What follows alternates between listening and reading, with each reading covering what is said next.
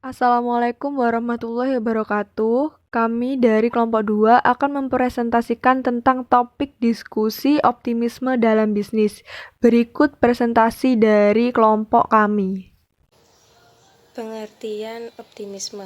Optimisme adalah sikap yang memandang sesuatu dari segi positif dan tidak larut dalam kegagalan. Individu yang optimis mampu menghasilkan sesuatu yang lebih baik dari yang telah lalu, tidak takut pada kegagalan dan berusaha untuk tetap bangkit, mencoba kembali jika gagal.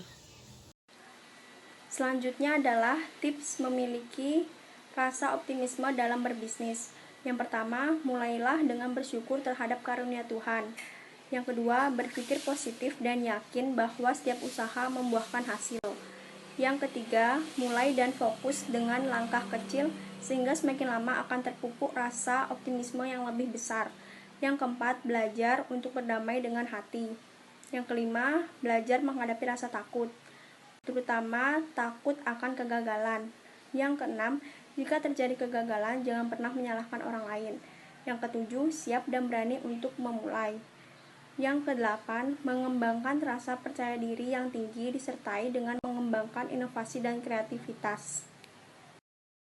Selanjutnya adalah keuntungan dari sikap optimisme. Yang pertama, sikap tersebut akan menumbuhkan rasa semangat serta motivasi yang bersifat positif, di mana setiap orang yang memang optimis biasanya memiliki harapan dan impian yang cukup besar. Yang kedua, berani dalam menghadapi segala tantangan. Dalam menjalankan satu usaha, tidak jarang kita akan menemukan satu tantangan bahkan lebih, serta menghambat yang sering muncul di tengah perjalanan dalam berbisnis. Yang ketiga adalah memiliki usaha yang jelas serta pasti, di mana seorang pengusaha yang optimis akan tetap berusaha untuk fokus dalam menyelesaikan suatu pekerjaannya serta dapat mewujudkan seluruh harapan yang memang telah mereka impikan.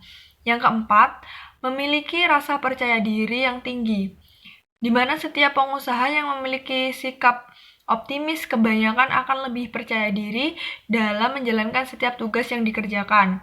Mereka akan selalu yakin dengan kemampuan yang dimiliki serta berusaha untuk mengoptimalkan guna mencapai cita-cita yang mereka harapkan. Yang kelima, akan lebih kreatif serta inovatif, di mana setiap pengusaha yang bersikap optimis selalu memiliki berbagai macam cara guna mewujudkan segala impiannya. Mereka tidak segan lagi untuk menggunakan setiap kreativitasnya guna menciptakan suatu ide baru serta selalu berusaha untuk mendapatkan hasil yang terbaik. Studi kasus optimisme dalam bisnis, yaitu pada pandemi COVID-19 yang melanda di Indonesia beberapa waktu terakhir cukup berdampak pada surutnya aktivitas ekonomi di Indonesia. Seluruh sektor industri dan bisnis pun terkena dampak, termasuk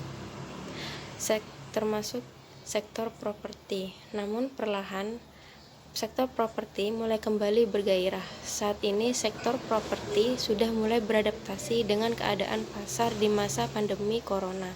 Contohnya yaitu secondary property atau penjualan properti bekas. Banyak properti mulai terjual meskipun dengan harga yang terkoreksi 20 sampai 30% di bawah harga normal. Kunci beradaptasi selama pandemi, kan tetapi selain mendatangkan peluang, kondisi pandemi saat ini juga memunculkan berbagai tantangan baru. Tantangan pertama di masa pandemi adalah soal produk. Developer harus lebih matang saat merencanakan produksinya. Target pasar harus jelas dan produksi bisa menjawab kebutuhan konsumen. Dalam hal ini, investor merupakan konsumen dengan investasi jangka pendek. Artinya, setelah dibeli, properti akan dijual kembali untuk mendapatkan untung. Tidak bisa untuk jangka pendek saja, akibatnya terjadi oversupply. Banyak properti kosong yang tidak bisa disewakan. Kalau sudah begitu, harga jual kembalinya juga pasti akan turun. Tantangan selanjutnya yakni pemasaran. Sebab pembatasan sosial berskala besar yang ditetapkan berbagai daerah di Indonesia membuat kegiatan masyarakat di luar rumah menjadi terbatas. Jika biasanya aktivitas pemasaran dilakukan secara konvensional, seperti visit show, unit rumah, selama PSBB kegiatan itu tidak bisa lagi dilakukan. Kondisi tersebut kemudian menuntun para agen untuk berinovasi dan lebih kreatif dalam melakukan pemasaran. Agen-agen properti mau tidak mau harus mengubah sistem kerja mereka untuk menjawab tantangan tersebut. Demikian presentasi dari kelompok 2.